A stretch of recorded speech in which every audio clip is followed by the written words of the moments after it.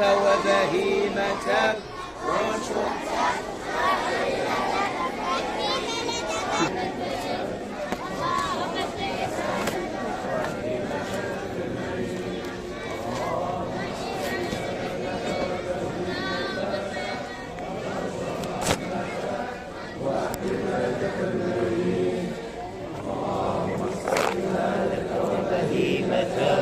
وانشر رحمتك واحيي بلدك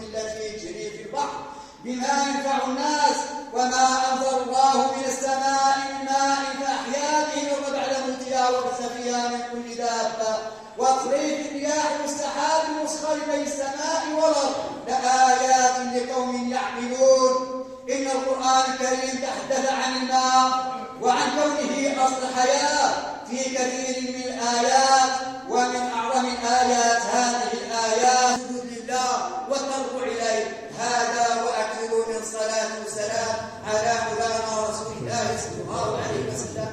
اللهم صل على سيدنا محمد وعلى آل سيدنا محمد كما صليت على سيدنا إبراهيم وعلى آل سيدنا إبراهيم، وبارك على سيدنا محمد وعلى آل سيدنا محمد كما باركت على سيدنا إبراهيم وعلى آل سيدنا إبراهيم في العالمين إنك حميد مجيد. اللهم ارحم خلفاء الراشدين أبي بكر وعمر وعثمان وعلي وعن الستة الباقين من العشرة البررة المرسلين بالله وعن آل بيت النبي الطيبين الطاهرين وعن من تبعهم بإحسان إلى يوم الدين. وصل اللهم وصحبه جلال محمد السادس أمير المؤمنين.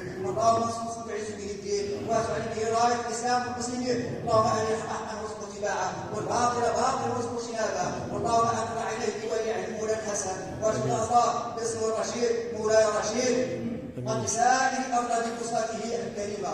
اللهم ارحمنا برحمتك الواسعة فقير حرمة النساء جلالة المغفرة محمد الخامس الحسن الثاني. اللهم ارحمنا في العليين مع الذين أنعمت عليهم من النبيين والصديقين والشهداء والصالحين وحسن أولئك رفيقا يا رب العالمين.